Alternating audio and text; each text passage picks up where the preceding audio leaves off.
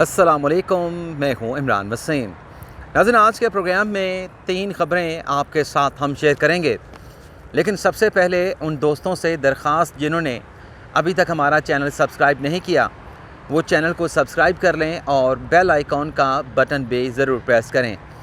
नाज़रीन, आज 6 जून है, दिन है पीर का और साल 2022। सबसे पहली ख़बर पर हम गुफ्तगू का आगाज़ करते हैं और आपको बताते हैं कि साबिक़ वज़ीर आज़म इमरान ख़ान की तवक्कुआत पर 13 जून की तारीख़ पढ़ने का मामला क्या है।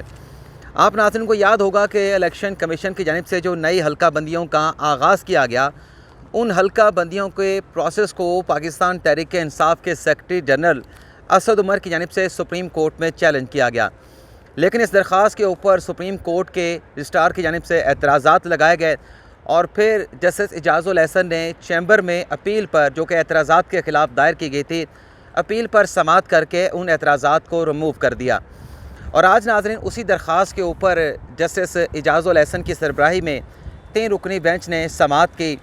3 रुकनी बेंच में जस्टिस मुनीब अख्तर और जस्टिस मज़ाहिर अली नकवी शामिल हैं। आज नाज़रीन जब अदालती कार्रवाई का आगाज़ हुआ तो PTI के वकील फैसल चौधरी की जानिब से अदालत को ये बताया गया कि उन्होंने अपनी तरमीमी दरख्वास्त के साथ कुछ मुतफ़र्रिक़ दरख्वास्तें, 2 मुतफ़र्रिक़ दरख्वास्तें भी दायर की हैं। अदालत ने उनसे पूछा कि इन मुतफ़र्रिक़ दरख्वास्तों में के ज़रिए आपने अदालत के ज़रिए क्या डॉक्यूमेंट जो है वो पेश करने की कोशिश की है। तो फैसल चौधरी ने बताया कि इन डॉक्यूमेंट्स के ज़रिए मज़ीद इजाफ़ी दस्तावेज़ात जिनका हल्का बंदियों के साथ ताल्लुक़ है, वो इजाफ़ी दस्तावेज़ात जो है इन मुतफ़र्रिक़ दरख्वास्तों के ज़रिए वो अदालती रिकॉर्ड पर जो है वो लेकर आए हैं। और फिर फैसल चौधरी ने कहा कि हमारा जो मुकदमा है वो अदालत के सामने इंतहाई मुख्तसर मुकदमा है और हमने तरमीमी दरख्वास्त भी दायर कर दी है और सदर मुमलिकत को हमने पहली दरख्वास्त में फ़रीक बनाया था, लेकिन एतराज़ के ऊपर सदर मुमलिकत का नाम जो है वो फ़रीक़ैन की फ़हरिस्त से जो है वो निकाल दिया गया है। जब फैसल चौधरी ने नाज़रीन ये बात की तो जस्टिस मज़ाहिर अली नकवी ने हैरानगी से फैसल चौधरी से ये पूछा कि आपने अपनी दरख्वास्त में सदर मुमलिकत को फ़रीक बनाया था, कैसे आपने सदर को जो है वो इस दरख्वास्त में पार्टी बना लिया। तो फैसल चौधरी ने कहा कि बस वो गलती हो गई थी, लेकिन हमने उस गलती को दुरुस्त कर लिया है और सदर मुमलिकत का नाम जो है वो फ़रीक़ैन की फ़हरिस्त से निकाल दिया है। लेकिन जस्टिस मुनीब अख्तर ने बड़ा अहम सवाल उठाया, रिमार्क्स दिए। उनकी जानिब से कहा गया कि आपने तरमीमी दरख्वास्त हल्का बंदियों से मुतल्लिक़ अलग से दायर की है और आज आप 2 मुतफ़र्रिक़ दरख्वास्तें अदालत के रिकॉर्ड के ऊपर लेके आए हैं। ये तो नहीं हो सकता कि अदालत पहले तरमीमी दरख्वास्त को देखे फिर इन मुतफ़र्रिक़ दरख्वास्तों को देखे। तो क्या ये मुनासिब ज़्यादा नहीं रहेगा कि आप इन तमाम दरख्वास्तों को, जो आपने मुतफ़र्रिक़ दरख्वास्तें दायर की हैं, तरमीमी दरख्वास्त के साथ यकजा कर दें और फिर हम इस केस को फ़र्दर प्रोसीड करें। तो फैसल चौधरी ने कंसेंट दी कि बिल्कुल ठीक है, मैं ये कर देता हूँ, तमाम दरख्वास्तों को तरमीमी दरख्वास्त के साथ यकजा कर देता हूँ। मीनवाइल उन्होंने अदालत से दरख्वास्त की कि इस केस की जो है वो शॉर्ट डेट दे दी जाए और इलेक्शन कमीशन को नोटिस जारी कर दिया जाए। तो जैसे इजाज़ुल एहसन ने फैसल चौधरी से पूछा कि क्या कोई मसला है कि आप शॉर्ट डेट जो है वो अदालत से मांग रहे हैं। तो फैसल चौधरी की जानिब से नाज़रीन दलाइल में ये कहा गया कि इलेक्शन कमीशन की जानिब से जो हल्का बंदियों के अमल का आगाज़ किया गया है उसे बड़ी तेज़ी के साथ मुकम्मल किया जा रहा है। और फैसल चौधरी ने कहा कि ये जो हल्का बंदियाँ इलेक्शन कमीशन की जानिब से नई हल्का बंदियाँ की जा रही हैं, इसे आर्टिकल 51 के जो सब क्लास 5 है उसकी सपोर्ट भी हासिल नहीं। तो अगर इस मामले के ऊपर अदालत जो है वो अभी इंटरवीन नहीं करेगी तो इलेक्शन कमीशन अपनी हल्का बंदियों का जो प्रोसेस है उसे मुकम्मल कर लेगा। तो फिर उसके बाद मसाइल और कानूनी मुश्किलात पैदा होंगी। और फिर उन्होंने ये भी कहा कि ये एक कौमी अहमियत का मामला है, तो मुनासिब अगर अदालत समझे तो शॉर्ट तारीख दे दे।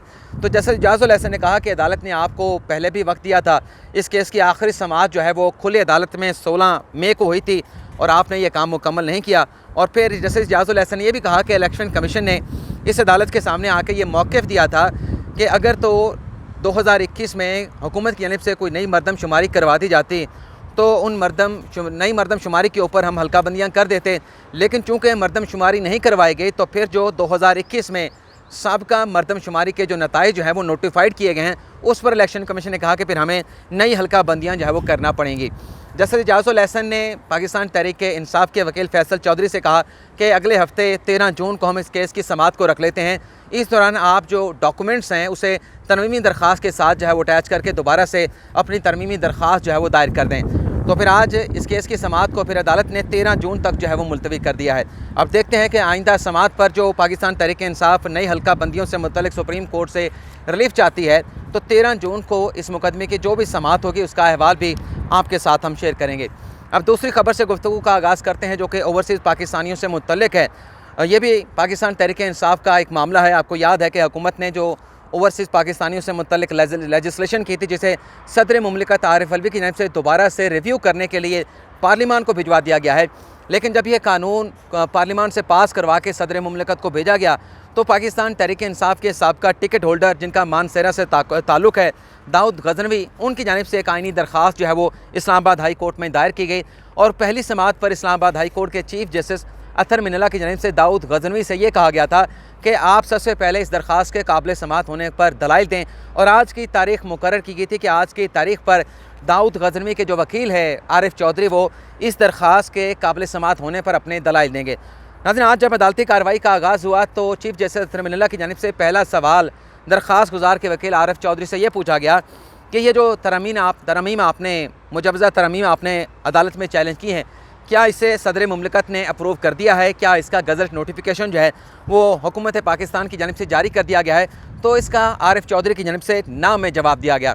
तो फिर चीफ जस्टिस अतर मिनल्ला ने ये रिमार्क्स दिए कि जब तक ये तरमीम जो है वो नोटिफाइड नहीं हो जाती हैं, अब तो सदर मुमलिकत ने इन तरमीम को वापस भिजवा दिया है, तो जब तक ये इन्फोर्समेंट इनकी नहीं हो जाती, गज़ट नोटिफिकेशन नहीं हो सकता, तो अदालत इस मामले में कैसे जो है वो मुदाखलत कर सकती है? अदालत की तो अभी इंटरफेरेंस का जवाज़ ही पैदा नहीं होता जब तक गज़ट नोटिफिकेशन जारी ना हो। और फिर चीफ जस्टिस ने यह भी रिमार्क्स दिया कि आप भी कानून को फॉलो करने वाले शहरी हैं, पार्लियामेंट का अपना इख्तियार है, अदालत पार्लियामेंट के अख्तियार में किस तरह से जो है वो मुदाखलत कर सकती है?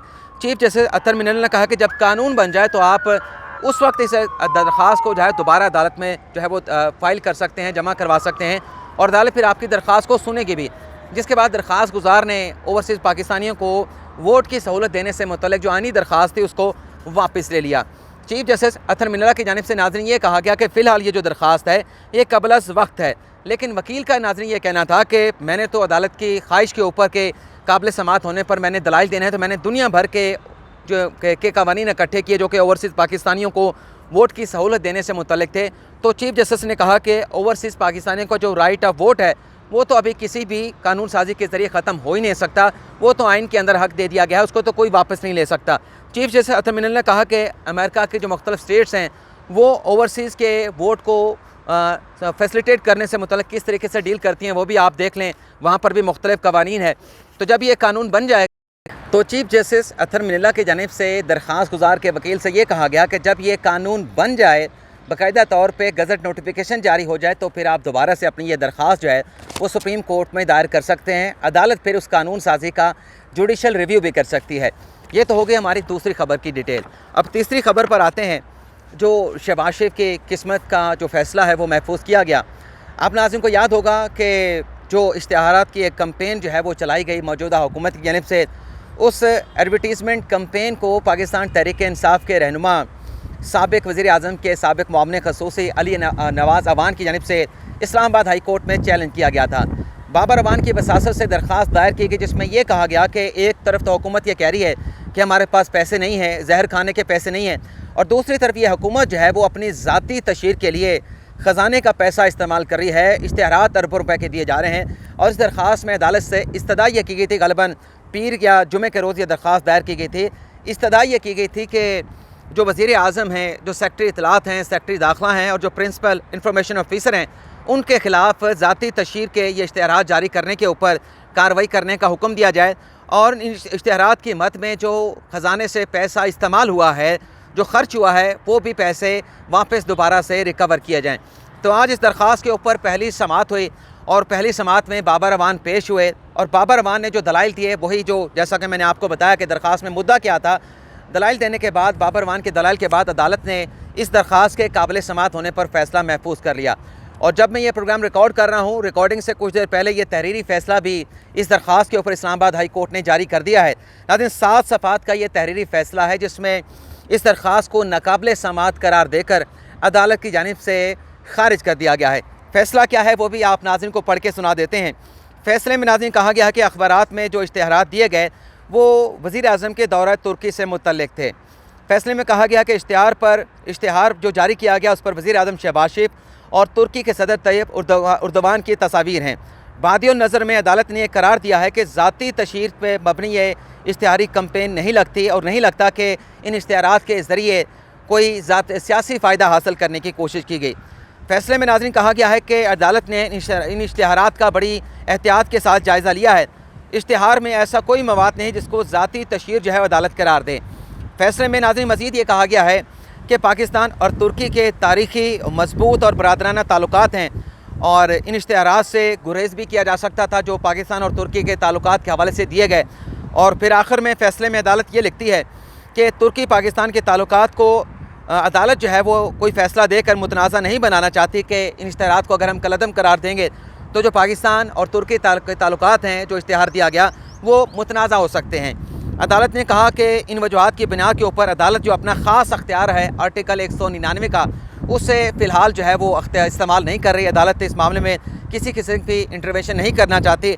लेकिन बहरहाल अदालती फ़ैसले में जो 7 सफ़ात का फ़ैसला चीफ जस्टिस अतर मिनल्ला की जानिब से तहरीर किया गया है उसमें यह ज़रूर कहा गया है कि अदालत ये उम्मीद करती है कि जो फ़रीक़ैन हैं यानी जो वज़ीर आज़म शहबाज शरीफ हैं, सेक्रेटरी दाखिला, सेक्रेटरी ख़जाना है, सेक्रेटरी इतलात हैं और जो प्रिंसिपल इंफॉर्मेशन ऑफिसर हैं वो आइंदा इस बात को ज़ेर गौर लाएंगे कि इस तरह की इश्तिहारबाजी से मुतल्लिक़, इश्तिहारी कैंपेन से मुतल्लिक़ जो सुप्रीम कोर्ट के तय करदा जो असूल हैं, जो सुप्रीम कोर्ट के फ़ैसलों में पैरामीटर तय कर दिए गए हैं, उन असूलों को आइंदा जो है वो फॉलो किया जाएगा। तो ये किस्मत का फ़ैसला इस तरीके से शहबाज शरीफ का अदालत ने सुनाया क्योंकि माजी में भी कुछ ऐसी कैंपेन्स दी गई थी, इश्तिहारात जो है वो दिए गए थे सिंध हुकूमत की जानिब से, पंजाब हुकूमत की जानिब से। तो फिर वहाँ पर सुप्रीम कोर्ट ने इंटरवीन करके जो है वो इंटरवीन किया और फिर शहबाज शरीफ को 55 लाख का चेक जो है वो सुप्रीम कोर्ट में जमा करवाना पड़ा था। तो इस केस में तो बहरहाल कोई ऐसा फ़ैसला नहीं आया कि जिसमें अदालत जो है शहबाज शरीफ को जो है वो कोई रकम जमा करवाने की, इन इश्तिहारात की मद में जमा करवाने का हुक्म दे। लेकिन अदालत ने फ़िलहाल इन इश्तिहारी कैंपेन को जो है वो दुरुस्त कहा है कि ये कोई ज़ाती तशहीर या सियासी फ़ायदे के नहीं बल्कि पाकिस्तान और तुर्की के जो बरादराना तारीख़ी मजबूत ताल्लुकात हैं उन ताल्लुकात से मुतल्लिक़ जो है वो इश्तिहार जारी किया गया है। लेकिन हम आपसे इजाज़त चाहते हैं, अब तक के लिए इतना ही। अल्लाह ताला आपका हामी नासर और दुआ में याद रखिएगा। अल्लाह हाफ़िज़।